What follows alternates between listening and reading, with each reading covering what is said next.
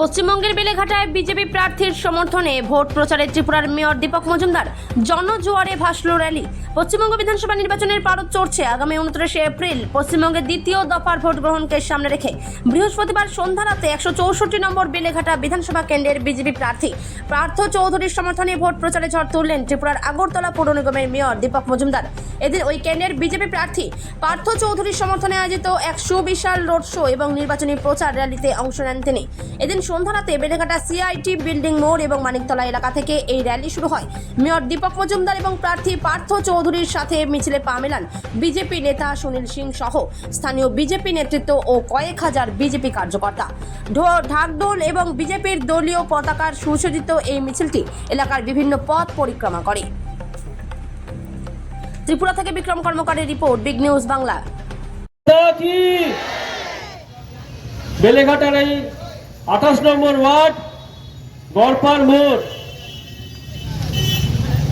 মোড় থেকে মঞ্চের বাদিক থেকে গেলে এপিসি রোড, সুকিয়া স্ট্রিট, ডান দিকে দীনেন্দ্র স্ট্রিট, জিএনআই হসপিটাল, বাদিকে কাশ্মীর মেল সিনেমা হল এবং আরেকটি রাস্তা যুক্ত করছে খালকে। গুরুত্বপূর্ণ স্থান, অনেক রাজনৈতিক মঞ্চের ঐতিহাসিক সাক্ষী স্থান। আর এই স্থানে আজকে বিজেপি নির্বাচনী সভা।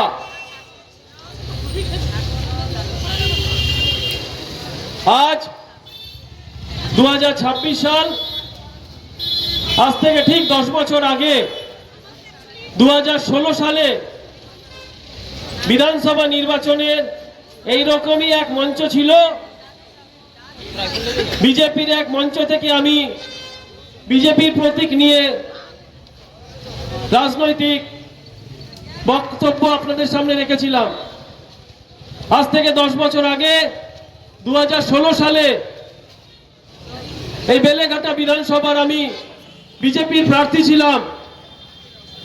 আমার বিপরীতে ছিলেন তৃণমূলের পরেশ পাল আর সিপিএম এর ছিলেন রাজীব বিশ্বাস। আজ থেকে 10 বছর আগে ওই দুই ব্যক্তির থেকে আমি সেই সময় নির্বাচনী রাজনৈতিক কলাকুশলী এবং নির্বাচনী প্রচারের অভিজ্ঞতা রপ্ত করেছি ও শিখেছি। তাই আজ 2026 সালে আমি ওই দুই ব্যক্তিকে আমার মনের মণিকোটা থেকে অনেক অনেক শ্রদ্ধা জানাই এবং প্রণাম জানাই। হতে পারে ওনারা আমার বিপরীত দলে রয়েছে, হতে পারে ওনারা আমার আদর্শের বিপরীত দিকে রয়েছে, কিন্তু আমাদের সংস্কৃতি শেখায় যে বড়দের সদা সর্বদা সম্মান করতে হয় এবং বড়দের সদা সর্বদা শ্রদ্ধা করতে হয়। আর আমি তাই করেছি আর সারা জীবন তাই করব।